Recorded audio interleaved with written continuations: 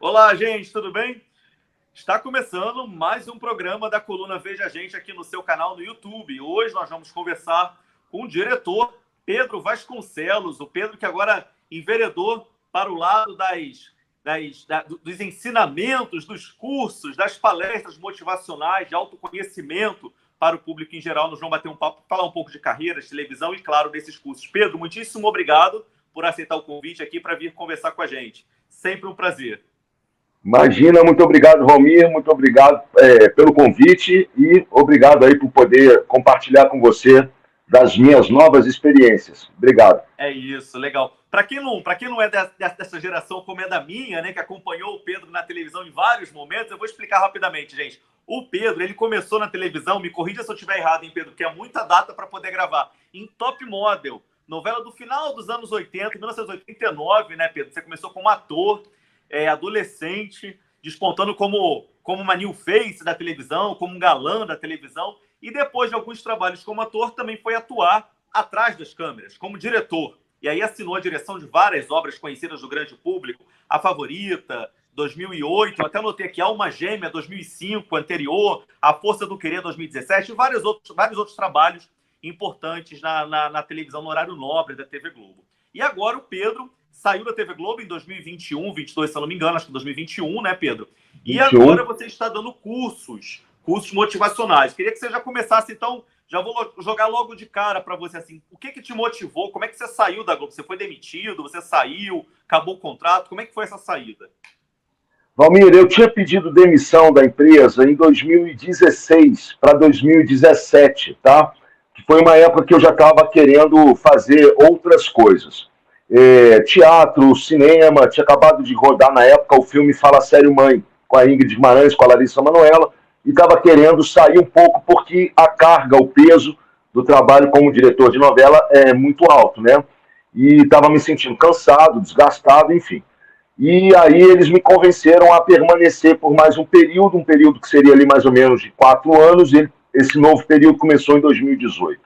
Quando chegou em 2021, depois que parou, né, tudo parou por conta do acontecido lá de 2020, eu tinha uma novela programada para fazer, essa novela foi adiada, e aí haveria de ter a necessidade de mais um período de renovação, e aí eu pedi para sair da empresa, né, porque durante esse período, entre 2020 e 2021, eu comecei a realizar esse trabalho de apoio e de ajuda a pessoas que estão passando por problemas de ordem emocional, principalmente de ordem, problemas de ordem emocional, de desequilíbrio do ser, né, do funcionamento desequilibrado do ser. Entendi que eu tinha acesso à emoção das pessoas, acesso à mentalidade das pessoas, de forma que eu estava obtendo bons resultados, né, livrando pessoas de angústias muito graves, depressões, crises de ansiedade, tentativas de suicídio, problemas de crise financeira, né, e, enfim, falecimento de entes queridos. Tudo isso foi um trabalho que eu comecei a desenvolver, e você vai vendo o resultado das pessoas e você fala, cara, eu não vou largar essa gente, eu não vou largar essas pessoas e eu não vou deixar mais de ajudar a quem eu posso ajudar por conta dos recursos que eu, como diretor, carrego em mim. E aí eu pedi demissão da Globo, então, em 2021, tá? E a partir daí eu fiquei me dedicando integralmente a esse novo trabalho. Legal. Ô Pedro, você tem uma formação em psicologia, em terapia ocupacional, alguma coisa relativa a essas ajudas? Ou é a sua experiência como diretor? Quer dizer, o diretor, querendo ou não, ele tem um relacionamento humano muito forte com as pessoas ali dentro de um set, né? O que você traz dessa experiência? Qual foi a sua formação para poder aplicar isso na prática? Valmir, na verdade, é o meu trabalho como diretor mesmo. É uma abordagem nova, é uma abordagem diferente. Por quê?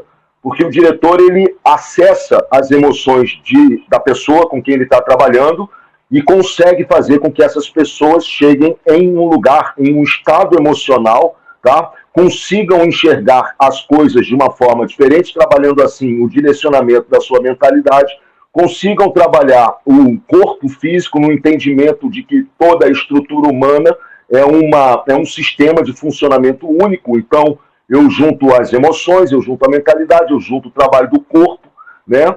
E acabo fazendo com que o ser humano passe a ter mais domínio sobre a sua atividade mental, sobre o seu estado emocional, sobre o seu comportamento físico.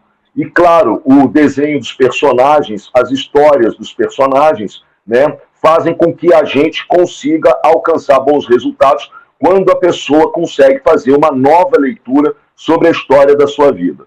Então, é a partir do meu trabalho mesmo como diretor, né, 30 anos trabalhando como diretor, reconhecido lá na empresa como um dos únicos, né, eficientes diretores de ator de verdade, ou seja, alguém que tem acesso muito profundo sobre o trabalho das pessoas, no caso dos atores, né, fazendo com que a gente obtenha o resultado. É claro que eu estudo, né, muita coisa, né, Valmir, porque para você poder trabalhar como diretor, você já precisa ter um conhecimento mínimo, né, sobre psicologia, sobre inteligência emocional, desenvolvimento humano. Todos esses assuntos sempre me interessaram muito e sempre me ajudaram muito no meu trabalho. Eu preciso ter um entendimento mínimo de psicologia para entender os personagens. Eu preciso ter um entendimento mínimo de inteligência emocional para saber o nível da reação que as pessoas vão ter mediante determinado fato ou determinado acontecimento. Eu preciso ter uma capacidade de interpretação de texto e de história muito profundo para poder elucidar aos atores para onde está se encaminhando, né, suas vidas, no caso, na dramaturgia. E com isso, com esses recursos todos, eu passei, então, a servir a muitas pessoas, né, e tenho tido resultados, graças a Deus, maravilhosos, né, porque é difícil. Então, é uma abordagem que é diferente da psicologia, que é diferente das abordagens tradicionais, tá? E, claro, oferta um resultado diferente do que essas abordagens tradicionais conseguem ter. Legal. Pedro, me chamou a atenção no post que você tinha feito no Instagram, né, que foi ali que eu tinha visto essa sua nova ocupação, que você chega a citar que o curso é uma imersão oferecida principalmente para ex-colegas, ex-profissionais da emissora com qual você trabalhou durante muito tempo, mais de 3 décadas, e aí você cita profissionais que passaram na Armação Limitada, TV Pirata, Som Brasil, quer dizer, programas que tiveram grande sucesso, e são pessoas que não tiveram, talvez, aquela virada de página, né, que ficaram ainda muito presas no passado, né, nos momentos de glória da televisão, programas que tiveram uma ascensão muito meteórica junto à audiência. Quer dizer, eu queria que você me falasse um pouco sobre isso, assim.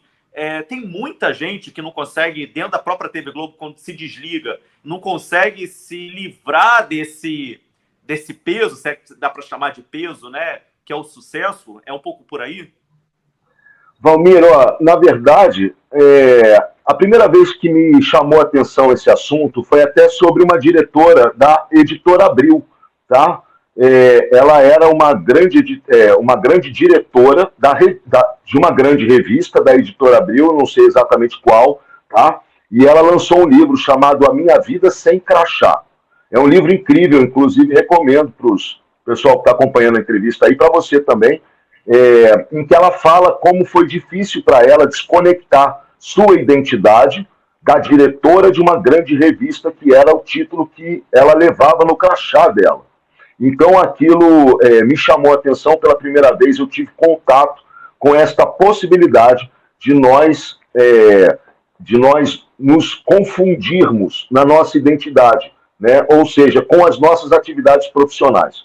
O caso ali do post da televisão foi sobre funcionários de todos os espectros da empresa, mas principalmente dos mais baixos, daqueles que ganhavam os menores salários, daqueles que estavam ali há 20, 30, 40 anos nas atividades de base, servindo, né, as pessoas, no caso, operadores de áudio, engenharia, assistentes de câmera, são as pessoas de base, porque elas passaram 20, 30, 40 anos fazendo a mesma coisa. Então a pessoa tem dificuldade de se recolocar no mercado. Primeiro que as pessoas têm uma condição ali na televisão que, de certa forma, oferta a elas uma garantia. Eu tenho salário, eu tenho plano de saúde, todo mês eu recebo, né? E durante 20, 30, 40 anos, o que acontece, Valmir? Você perde a sua capacidade de se recolocar, de gerar renda, de gerar uma nova ideia, uma nova possibilidade de trabalho. Então as pessoas ficam muito perdidas, e é triste, porque são pessoas que fizeram a história da televisão e que não aparecem, e que ninguém conhece, entendeu? E são pessoas que não foram preparadas, claro, porque acho que nenhuma empresa está preocupada com o futuro pós-demissão ou pós-desligamento de um profissional. Isso acontece em todas as grandes empresas. As pessoas simplesmente, olha, acabou o contrato, um beijo, um queijo, você serviu a gente por 30 anos, 25 anos, sei lá quanto tempo, e agora a gente não precisa mais de você, muito obrigado. Isso gera um estado de depressão na pessoa, uma dificuldade tremenda, porque o que eu vou fazer para viver agora? Os valores de aposentadoria invariavelmente não atendem, principalmente nas camadas mais pobres, não atendem, né, uma mínima condição de vida, não dá dignidade para a pessoa. Então, é muito comum, né, as pessoas com os salários mais altos, claro que elas têm mais recurso e mais condição para poder achar uma nova colocação, né, ou para pelo menos segurar a sua onda durante um período maior. E as pessoas de salário mais baixo? E aqueles colegas que estavam ali, que eu admirava, porque os caras falavam, eu fiz o Armação, eu fiz a TV Pirata, eu estava lá, eu segurava o boom, eu era o contra-regra. E agora, o que ele faz? Para onde esse cara vai? Esses caras fizeram a televisão. Esse corpo de gente que ninguém conhece, que ganhavam os salários mais baixos, esses caras fizeram a história da televisão brasileira que eu assisti, que você assistiu, e que as pessoas da nossa geração assistiram. E para onde eles vão? Quem ajuda eles agora? Quando eles estão sem salário, sem plano de saúde e sem capacidade, sem condição de achar um novo trabalho. Porque a televisão, claro, é muito restrita, né, Valmir, no Brasil.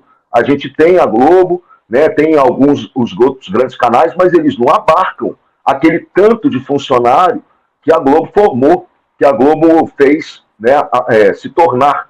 E são pessoas muito importantes para a história da televisão. Então, foi em vista daquilo. E mais ainda, querendo chamar a atenção de todas as pessoas que acabam se agarrando num passado que já foi e um passado que não vai mais voltar. Então, é triste porque essas pessoas continuam, muitas vezes, se lamentando, né? A Globo era maravilhosa, a Globo era ótima, a Globo isso, a Globo aquilo, e aí você fica assim, mas a página já virou, vamos andar para frente, o que você pode fazer de novo? Qual a nova função que você pode realizar? O que você tem ainda de recursos dentro de você que podem ser usados para dar conta de um novo tipo de trabalho?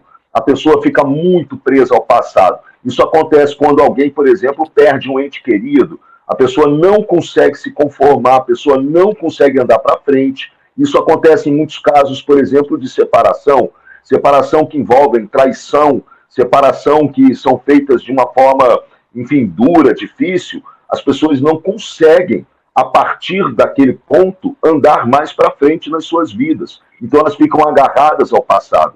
Isso é um problema por conta de um registro emocional, né, que a pessoa gera dentro dela e que, por conta desta ferida, né, uma demissão, um falecimento, um fim de um casamento, isso gera um registro emocional nela que, se não for trabalhado e não for curado, essa pessoa vai ter a incidência desse registro emocional na sua cabeça, produzindo ainda pensamentos relativos àquilo que já passou. Então a pessoa não consegue mais pensar em outra coisa. É um problema de funcionamento humano e que Pedro, muita gente não sabe e não aborda, né? Perfeito. E hoje também, Pedro, mudou muito as relações de trabalho, principalmente dentro da Globo, falando de emissora, falando de televisão. Hoje, aquilo que você citou agora há pouco, né? Quer dizer, teve a fase de ouro, né? O auge da TV Globo, e hoje existem outros modelos que são contratos temporários, contratos de curto prazo, contrato por obra, enfim, dê o nome que quiser, mas são contratos que já não garantem mais uma estabilidade que antes dava. Então, os funcionários, os empregados, enfim, os ex-empregados, ficam também com essa incerteza, inclusive enquanto estão no ar, né? Sem saber o que vai acontecer depois de 9 meses de uma novela, por exemplo, e Isso é uma outra realidade. Você viveu um outro momento, digamos, você pegou a fase, o auge, né, de tudo isso. Eu queria que você me falasse um pouco sobre isso. Eu sei que você tem uma visão muito crítica em relação à qualidade do que é produzido hoje na televisão, que vai ao ar. Eu queria que você me desse uma visão de quem entende do assunto, de quem conhece o mercado audiovisual, para o que está sendo produzido hoje. Assim, você acha que a gente está se deteriorando a qualidade técnica das novelas, por exemplo? Valmir, o problema é de qualidade de conteúdo, tá? É qualidade na base. Porque qualidade é conteúdo, na verdade. Qualidade é o quê? Texto, elenco e direção. É sobre isso que as pessoas querem assistir, entendeu? Ninguém está ligando uma televisão com o intuito de ver a imagem de determinada câmera, determinada lente, determinado equipamento. E é só sobre isso que hoje as pessoas, infelizmente, gastam seu tempo discutindo. Perdeu-se o tempo de discussão de uma história.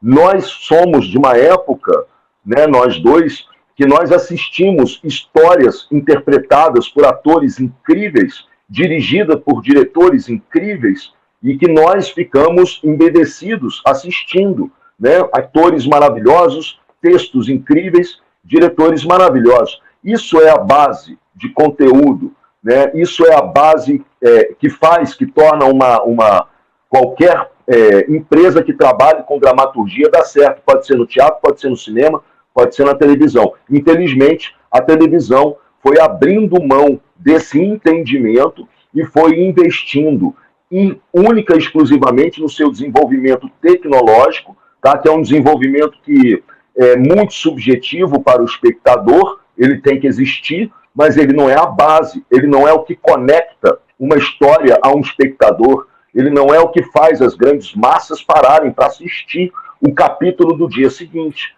O capítulo do dia seguinte só é assistido se a pessoa está acompanhando uma grande história, interpretada por grandes atores, dirigida por grandes diretores. Do contrário, ou diretoras, ou autoras, ou atrizes, né? Do contrário, infelizmente, se perde. Então, o que acontece é que durante muitos anos a televisão foi abrindo mão dessa qualidade primordial para qualquer trabalho de dramaturgia. E as histórias foram se perdendo, os atores foram se perdendo, os diretores foram se perdendo, e assim nós fomos dissolvendo uma das indústrias, vamos dizer assim, mais potentes e mais poderosas do nosso país, que foi a indústria das novelas, pelas mãos da Globo, né? Não só para o Brasil, como para o mundo todo.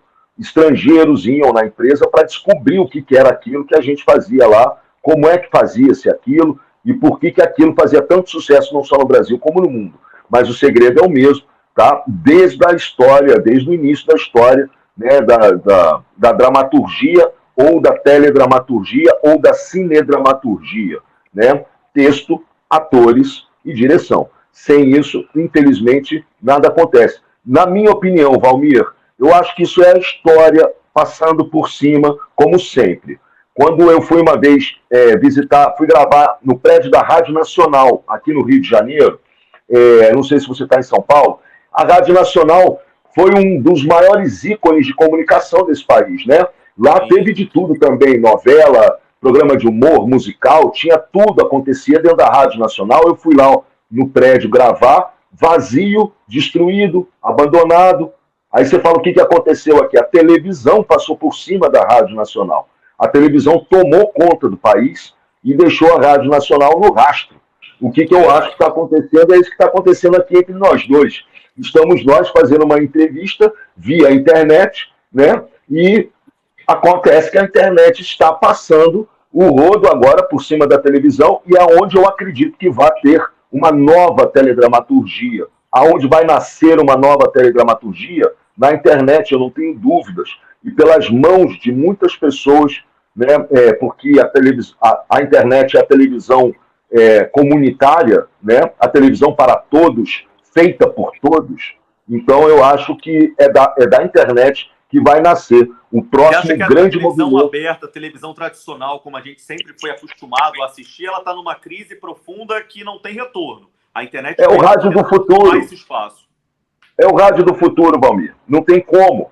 Como é que eu vou competir com milhões e milhões de pessoas que são capazes de produzir todo tipo de conteúdo possível e inimaginável. Como eu vou dar conta de estar à altura do que as pessoas hoje podem produzir? Não tenho a menor dúvida, já é uma batalha inglória para a televisão de massa, né, para o veículo de massa que é a televisão. Ela vai manter-se viva, eu não duvido disso, até porque o rádio também existe até hoje. Sim. Mas a sua importância e a sua escala de alcance cai muito à medida em que nós podemos fazer todo tipo de conteúdo televisivo hoje via internet. Ô Pedro, você falou agora há pouco sobre essa questão dos problemas de conteúdo, né? Não são problemas técnicos, é problemas de conteúdo, até porque a gente sabe que equipamento é o que não falta dentro de uma emissora do porte como a TV Globo, uma das maiores do mundo. Mas a questão de conteúdo eu acho que é muito importante a gente sinalizar, porque eu sei que você tem uma visão crítica em relação inclusive, ao tipo de abordagem que se dá a determinados temas polêmicos, né, dentro da emissora. Que você me falasse um pouquinho sobre isso. Onde você acha que existe o erro hoje no tratamento de determinados temas? E que temas seriam esses? Valmir, é assim, a televisão tem um princípio. Eu estou entrando na sala da casa das pessoas. Então, por educação e por respeito, eu tenho que saber, né, como é que eu vou entrar na casa das pessoas, no meio da sala das pessoas. Você vai visitar seus pais ou vai visitar alguém que você conheça, né? Você entra na sala dessa pessoa pedindo licença, você se comporta, né, de uma certa forma que não seja ofensiva, né? Você vai conversar com essas pessoas e você pode até abordar qualquer tipo de tema nessas conversas, né, Valmir? Mas você não pode ser incisivo. Você não vai entrar na casa de uma pessoa e vai começar a apontar o dedo, vai começar a levantar questões ou vai, enfim, fazer uso de drogas no meio da sala da casa dos teus pais. Você não vai fazer isso, né? De repente você vai estar na casa de uma família conservadora. Você não vai levar o seu namorado, né, para lá e vai sair agarrando ele na frente das pessoas. Não faz o menor sentido. Não há necessidade disso, né? Agora, todas as pessoas precisam ter entendimento sobre todos os assuntos. Como é que eu faço para abordar esses assuntos, né? Por exemplo, a questão do homossexualismo, a questão das drogas, entre tantas outras questões, de uma forma que a família não se sinta, que as pessoas em sua sala não se sintam agredidas, não se sintam incomodadas, porque senão eu não estou tendo êxito. Eu quero que as pessoas entendam que todas as pessoas merecem ser tratadas com amor e com respeito. Como é que eu vou fazer isso? Como é que eu vou passar essa mensagem? Como é que eu vou conversar com essa pessoa? As questões de inclusão. Como é que eu faço para que aquelas pessoas que não foram incluídas, né, na representatividade das obras de dramaturgia possam estar agora incluídas, mas de uma forma que a maior parte das pessoas que estejam assistindo televisão falem: uau, que lindo, que legal, que bacana essa obra, que coisa interessante, que coisa rica, né? Ou seja, a inclusão potencializando a obra de dramaturgia, né? Não a inclusão forçada, que é o que está acontecendo muito hoje em dia e que prejudica todos os lados. Quando uma inclusão não é bem feita, ela atrapalha a obra, ela atrapalha o espectador, ela atrapalha o ator que foi incluído, ela atrapalha todo mundo, porque fica um negócio disforme. Por quê? Porque é forçado. É a mesma coisa que eu resolver forçar a escalação da minha esposa, por exemplo, numa novela. Ela não é atriz, é uma escalação forçada e vai dar errado, claro. Então, como é que eu acerto esse ponto? Como é que eu consigo debater um tema polêmico na televisão? Lembrando sempre, eu estou entrando na sala da casa das pessoas. Eu preciso ter delicadeza, eu preciso ter sensibilidade, eu preciso ter inteligência dramatúrgica. É muito mais complexo do que se pode imaginar. Mas, infelizmente, perdeu-se um pouco, eu acho, na minha opinião, posso estar errado, não sou o dono da verdade, mas perdeu-se um pouco esse entendimento, perdeu-se essa sensibilidade, perdeu-se, e eu acho que todos saem prejudicados, tá, Valmir? Todos. Porque a melhor coisa que poderia acontecer eram todas as pessoas poderem falar: uau, que bacana isso, que interessante, que coisa legal, que coisa rica, e todo mundo iniciar um movimento positivo e propositivo junto, de quebra de preconceito, de quebra de ficar preconceituando pessoas de todos os tipos. E aí o que acontece é o contrário, fica uma agressão, entre aspas, para cá, a pessoa desliga a televisão, não adiantou, não funcionou, perdeu a audiência, perdeu a força, perdeu a capacidade de comunicação, você tirou 0 na prova. Essa é a verdade. Ora, para você, nota 0. Você não conseguiu debater o assunto, as pessoas desligaram a televisão, quem estava resistente não entrou na onda, acabou se perdendo as coisas. Entendi. Ô Pedro, só para a gente deixar registrado aqui, que você, agora há pouco você usou um termo, só para a gente poder fazer a correção para quem está nos assistindo, porque é um termo sempre muito importante, você usou o termo homossexualismo, né? O certo é usar a homossexualidade, já como sexualismo é em desuso e tem uma conotação pejorativa e tal.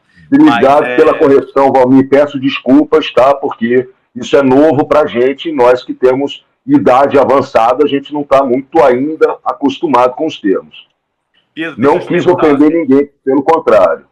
Você citou um assunto muito, acho que muito necessário e acho que é muito atual, né? Essa questão da inclusão, né? Que é um tema muito, é uma palavrinha muito usada hoje no discurso de diferentes áreas, não só na televisão, mas enfim, todo mundo está buscando essa inclusão. A meu ver, não sei se você concorda com isso, mas enfim, a TV Globo foi, e não só a televisão, é que a gente fala TV Globo porque é a referência em termos de televisão aberta no Brasil, né? Tem mais audiência, tem mais produtos sendo lançados o tempo todo. Mas a TV Globo sempre foi, durante muito tempo, cobrada por ser uma televisão praticamente escandinava, né? Você sempre teve muita gente branca o tempo todo na televisão, tanto sendo protagonista, quanto na parte de trás produzindo. Hoje existe uma tendência de mercado, uma cobrança, inclusive, da própria sociedade, apontando o dedo para essa produção e falando assim, olha, a gente também tem que se ver representado aqui. Então eu acho, não sei se você concorda, mas eu acho que esse movimento parte muito mais da sociedade do que da própria emissora. A emissora teve que acordar para esse jogo aí de entendimento do tipo, opa, o mundo mudou, eu preciso mudar também. Talvez, enfim, tentando ser mais rápido possível, eles estão avançando além para poder perder, para não perder mais ainda o tempo da história, né? Não sei. Acho que é uma questão para a gente refletir. Valmir, olha, há controvérsias um pouco sobre isso também, tá? O primeiro diretor negro da história da televisão brasileira foi o Milton Gonçalves, tá? Que começou a dirigir na TV Globo em 1970. Né? O Milton foi um grande diretor da TV Globo. Tá? Também houve programas, né? Houveram programas, enfim, atores negros, né? Que ficaram muito famosos, né? Por conta de seus trabalhos na televisão. Tá? No princípio da história, a TV Globo... São muito poucos, você não acha? Perto da representação do que é a população negra no Brasil, é muito pouco. A formação, Valmir, tá? A formação desses profissionais, na verdade, ela é deficiente no Brasil. Ela é muito deficiente no Brasil. Tá? Então, também há um problema de base aí. Não só isso, mas eu considero que durante muitos anos, por exemplo, você vai fazer uma história como Gabriela, Cravo e Canela, você vai fazer uma história como Roque Santeiro, você vai fazer uma história como, por exemplo, O Grande Sertão Veredas, que foi uma série de 1985. Houveram histórias icônicas da literatura do Brasil que estavam em acordo com a representação dos livros escritos, né, pelo brasileiro. Então, pela literatura brasileira. Sempre houve a licença poética, né, Pedro? Sempre houve aquele momento que, por que não colocar uma outra visão? Essa escolha não era feita não, Valmir. Eu estava lá dentro, eu sei. As pessoas, pelo contrário, sempre respeitaram muito as histórias, a literatura. Por exemplo, a novela O Roque Santeiro foi escrita por um comunista assumido, que era o Dias Gomes, e era uma pessoa que buscava representatividade nas suas novelas, com certeza. Né? Existiam muitos ícones também naquela época. Quem é hoje em dia, nós estamos com dificuldade, com deficiência de grandes ídolos e atores negros. Quem são? Eu lembro do Milton Gonçalves, eu lembro do próprio Antônio Carlos, do Mussum, né? A gente lembra do Grande Otelo, a gente lembra de grandes atores negros que fizeram parte da história da nossa dramaturgia. E hoje, aonde estão essas pessoas? Porque não adianta, você vai ter que fazer um trabalho inteligente para poder fazer um trabalho de colocação, né, e sobre as pessoas, né, de todas as formas, de todas as cores e de todos os jeitos nas histórias de dramaturgia. Agora, isso tem que ser bem feito. Isso tem que ser feito com muita competência. Do contrário, você acaba criando um problema. Eu não posso fazer representatividade mal feita. Esse é o ponto que eu queria chegar, Valmir. Do contrário, ninguém assiste a novela, porque a dramaturgia está sendo, de certa forma, mal trabalhada. Vou te dar um exemplo de como isso foi bem feito, tá? A novela Da Cor do Pecado. A novela Da Cor do Pecado foi escrita para ter uma protagonista negra, que, se eu não me engano, era a Thaís Araújo, que foi formada, né, nos anos antecedentes. O próprio Lázaro Ramos é um grande ator que foi formado nos anos antecedentes. Ou seja, a Thaís Araújo foi uma protagonista negra e teve uma novela escrita para ela chamada Da Cor do Pecado. Ou seja, você está escrevendo uma dramaturgia para um ator, para uma atriz específica, e aonde você está plantando um personagem perfeito para que essa pessoa possa ter um excelente desempenho e que as pessoas possam se sentir bem representadas. Do contrário é ficar forçando o jogo. E aí o que acontece? O espectador não assiste a novela, não por conta da pessoa XYZ ou da cor XYZ estar fazendo determinado personagem, mas pelo simples fato de que você não está trabalhando uma dramaturgia antecedente para que as pessoas possam brilhar, fazer com competência, levantar nomes, fazer com que as pessoas se sintam de verdade bem representadas e não forçadamente representadas. Isso causou um problema sério e grave na dramaturgia, não só da televisão, como também de outras vias de dramaturgia ou de teledramaturgia, como você preferir. O que eu acho, tá? Nós estamos trabalhando aqui hoje justamente aonde as pessoas vão ser muito bem representadas, na internet. Cada um vai conseguir, né, levantar sua própria bola, sua própria história. Comunidades vão fazer suas novelas, comunidades vão contar suas histórias. A representatividade ela vai ser muito mais bem trabalhada aqui, aonde nós estamos hoje no YouTube.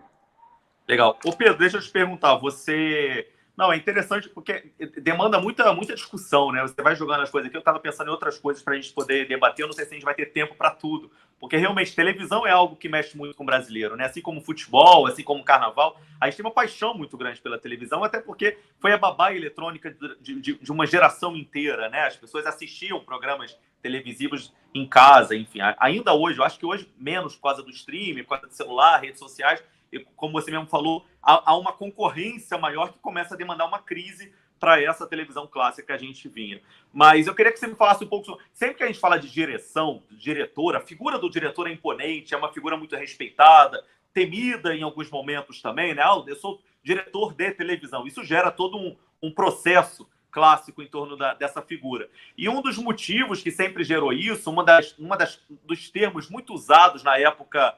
enfim, recente, inclusive, volta e meia alguém surge com uma história relativa a essa, é o famoso teste do sofá. Todo mundo falava que o diretor tinha um poder de colocar alguém dentro de uma televisão através de algum favor, seja ele lícito ou ilícito. Você já chegou a ter algum tipo de convite ou proposta de gente que estava muito afim de entrar numa novela? Você deve ter muitas histórias, algumas talvez, não sei se você possa contar, mas alguma coisa curiosa que você tenha vivido nesses 30 anos de televisão? Valmir, eu tenho uma história muito legal, mas é uma história sobre ética. Tinha um diretor na Globo chamado Paulo Biratã. Ele foi o cara que dirigiu a novela O Rock Santeiro, ele foi o cara que dirigiu a novela Tieta. Ele era um dos diretores mais importantes e mais competentes da Globo, tá? E ele que me botou para trabalhar lá na minissérie Riacho Doce, tá? Foi ele que me convidou para fazer essa minissérie quando eu tinha 16 anos de idade. E era um cara muito respeitado lá, Valmir. E aí o que acontece? Eu estava uma vez ali na sala dele, eu ia de vez em quando lá para conversar com ele, etc e tal, e ele me falou um negócio assim, ele falou: Pedro, pode ser a minha mãe, se não tiver competência para o personagem, eu não ponho. Então, eu aprendi com ele essa questão da ética, né? E por que a televisão fez tanto sucesso por tantos anos? Por causa de competência de escalação, tá? É claro que essa lenda do teste do sofá, todos nós ouvimos. É claro que isso, eventualmente, pode até ter acontecido, tá? Agora, eu nunca fui, de forma nenhuma, abordado nesse sentido, muito pelo contrário, as pessoas tinham um respeito comigo muito grande. Eu acho que a novela em si, principalmente as novelas mais antigas, quem conviveu, quem viveu lá sabe, tinha um esquema de trabalho muito sério, muito rígido, porque primavam demais pela competência do trabalho. Será que foi à toa mesmo que uma emissora de televisão conseguiu chegar a 100 pontos de audiência em determinado ponto da história, da sua história, ter índices de audiência tão avassaladores, ser vendida e comercializada para mais de 170 países, se não fosse calcada na competência e na rigidez? Cara, tinha dias, Valmir, de diretores entrarem no estúdio, esses grandes diretores que fizeram a história da televisão, você não conseguia ouvir o ar, a respiração das pessoas. Tamanho silêncio, era como se a gente estivesse num ambiente sagrado, mesmo, numa biblioteca, em algo assim. O silêncio, a concentração, a exigência da competência no trabalho, não foi à toa que aquela empresa conseguiu, enfim, chegar no tamanho que chegou. A gente sempre escutou essas histórias, mas isso aí... eu acredito que, inclusive, isso deva ter em todos os trabalhos, né, em todas as áreas. Acredito que médicos em hospitais devam fazer abordagens desrespeitosas às pessoas. Acredito que escritórios de advocacia isso deva acontecer, pessoas sendo desrespeitadas em abordagens ofensivas, tá, de conotação sexual, para que se consiga boas colocações, para que se consiga bom salário. Inclusive, né, graças hoje a essa enxurrada de denúncias sobre assédio, nós estamos vendo o teste do sofá acontecendo em vários outros lugares, na verdade, até mesmo, né, enfim, em lugares inesperados para que isso acontecesse. Então, eu acho que a Globo levou a fama do teste do sofá, mas o fato é que existia um nível de rigidez, comprometimento, competência, e por isso tão poucas pessoas conseguiam se estabelecer naquele trabalho e conseguiam ficar ali por muitos anos. E, infelizmente, o tal do teste do sofá hoje está sendo revelado em muitos outros lugares, porque isso está condicionado à falta de caráter de alguns seres humanos, tanto homens quanto mulheres, tá? Então, é muito triste a gente ver que, enfim, o ser humano pode chegar num lugar tão baixo no sentido de oferecer vantagens para as pessoas através de abordagens, né, de cunho sexual. É triste. Pedro, até que ponto você acredita que essa polarização política que a gente atravessa no Brasil desde já tem algum tempo, né, 2015, 2016, isso começou a se tornar cada vez mais latente, depois com a eleição 2018 também, de que forma você acredita que o humor político do Brasil interfere também nessas decisões de televisão? Hoje todo mundo vê televisão, claro, com o dedo no Twitter, olhando o Facebook, o Instagram, né? Facebook menos, mas enfim, as redes sociais, chamando atenção para esses debates políticos, né? Você acha que a TV Globo também é cobrada por esse posicionamento e por causa disso ela acaba tomando umas decisões que podem ser interpretadas como erradas ou como certas? Eu acho, Valmir, sinceramente, que a empresa ela está sofrendo muito, tá? Para conseguir se posicionar decentemente numa época em que todo mundo é uma emissora de televisão, né? Por exemplo, o que houve lá no estado do Rio Grande do Sul, tá? A gente teve uma cobertura de imagens absolutamente inimaginável, porque cada cidadão era um transmissor de TV pessoal. Então, nós conseguimos ver aquilo que a televisão não conseguia, ou não conseguia mostrar, e que, por exemplo, a Globo mesmo demorou demais para mostrar o que estava de verdade acontecendo ali, né? Atrasou na abordagem. e quando tenta imputar determinada narrativa, acaba sempre perdendo para o movimento avassalador, né, de pessoas que hoje têm acesso a uma diversidade de informações tremenda. Como você, como televisão, se posiciona, né? E, claro, principalmente num ambiente de ranha política, vamos dizer assim, né? Em primeiro lugar, eu acho que a polarização política é um atraso de vida para o Brasil, tá? Um atraso de vida mesmo. Nós somos um país, nós somos uma nação, nós temos problemas demais, todos, né, que precisam ser discutidos em comum acordo. Eu acho que tem uma casta política que se beneficia disso.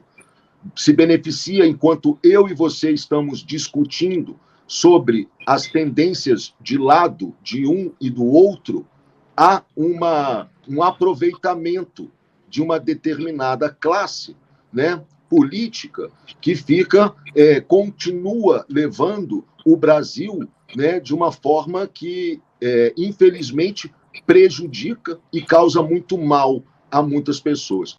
E sobre essa questão política, Valmir, eu sou a favor de um pacto federativo de ética para os políticos brasileiros, juízes, entre tantas outras coisas. Porque eu acho um absurdo um motorista de ônibus, uma empregada doméstica, pessoas que são assalariadas, vivem de salário mínimo, pagarem carro, casa, privilégios que eles não têm, que eles não possuem. Eu acho que os políticos brasileiros deveriam ser obrigados a usar dos serviços públicos, hospitais, transporte, colégios para os filhos, faculdades. Eu acho que deveria existir um pacto de ética. A gente até hoje está sustentando a corte imperial, que se instalou aqui em 1808 e nunca mais saiu do lombo do povo brasileiro. Então, para mim, deveriam existir as pautas que unificam dois lados. Ninguém concorda de ficar pagando privilégios exorbitantes para tantas pessoas. Isso é uma ofensa, uma agressão ao povo brasileiro. Eu acho que você, sendo de esquerda ou sendo de direita, você concorda que não é possível uma pessoa que não tem privilégio nenhum, que pega 2 ônibus, que pega um hospital público completamente desmontado e despreparado para um atendimento básico, que bota seus filhos em escolas públicas que estão completamente destruídas, com ensino anos aquém do que deveria estar sendo ofertado, né? E justamente essa pessoa está pagando pelos privilégios de muitas outras pessoas que não saem deste lugar dos sanguessugas, né? E aí você pode discutir todas as questões de âmbito político sobre um prisma de ética mínima. Ô, Pedro, deixa eu te perguntar uma coisa, só te cortando. Sendo breve, assim, você acha que hoje a TV Globo está num posicionamento muito mais de direita ou de esquerda? Na minha opinião, ela está a favor, trabalhando mais a favor do governo que aí está. É óbvio que ela criou uma briga desnecessária e contraproducente, tá, ao governo antecedente. É óbvio que eles estão apoiando o governo atual, claro, né? O problema, sabe qual é, Valmir? É uma empresa de comunicação, precisa se comunicar com todo mundo. Entendeu? Não pode. A Globo sempre teve uma tendência de apoio a um determinado governo. É óbvio. Todo mundo sabe disso. Houve um pedido de desculpas, um meia-culpa, acho que do Boni, acho que foi ele que fez, durante o Jornal Nacional, a respeito dos cortes do debate entre o Lula e o Collor. Você se lembra disso? Sim. Você, como jornalista, deve se lembrar. Então, sempre houve uma tendência, sempre houve, né, um apoio a um determinado lado. Porém, é uma empresa de comunicação, precisa saber se comunicar com todo mundo. Não adianta eu ter um lado e excluir 50 milhões de pessoas da minha programação, porque é isso que a TV, infelizmente, hoje, na sua incompetência de comunicação, principalmente no que se refere ao jornalismo, está fazendo. Eu excluo 50 milhões de telespectadores porque eu estou chamando-os de enfim, antidemocráticos? É isso mesmo? Eu não acredito nisso, Valmir. E as pessoas estão chocadas. As pessoas estão chocadas, porque falam, você vê senhoras, senhores, eu não sou antidemocrático, eu não sou antidemocrática. E você fala, claro que não. Agora, você preconceitua 50 milhões de pessoas? Isso é uma imbecilidade, porque se a empresa quer ter um lado, convide o lado oposto para conversar, para falar, para se comunicar. Olha, deixa eu te chamar aqui para te mostrar o que é legal, o que não é, o que pode ser bom, o que não pode, do lado de cá. Agora, se eu crio um ranço com você, como é que eu vou te convencer de alguma coisa, Valmir? A única coisa que vai acontecer é você ficar chateado comigo, virar as costas e ir embora. E é isso que está acontecendo. Maravilha, tá certo. Ouvimos aqui o Pedro Vasconcelos, diretor de televisão, com uns 30 anos de carreira dentro da TV Globo, com muita opinião forte, certeira e sincera aqui para diversos assuntos. Pedro está lançando mais um curso, né, Pedro? O curso de motivacional, de autoajuda, de conhecimento, de autoconhecimento para pessoas que possam, de alguma forma, dialogar com seus medos internos. Pedro, nosso tempo acabou, mas te agradeço aqui pelo bate-papo, pela troca de ideias. E é isso. Valeu pela troca aqui. Obrigado pelo convite, Valmir. Espero ter ajudado aí no debate das ideias, tá? Foi um prazer estar aqui conversando com você. Desejo a vocês todo o sucesso do mundo aí, todo o êxito para vocês nesse trabalho incrível que vocês fazem. Tá certo. Valeu, Pedro. Obrigado. É isso, gente. Esse foi o nosso bate-papo da semana.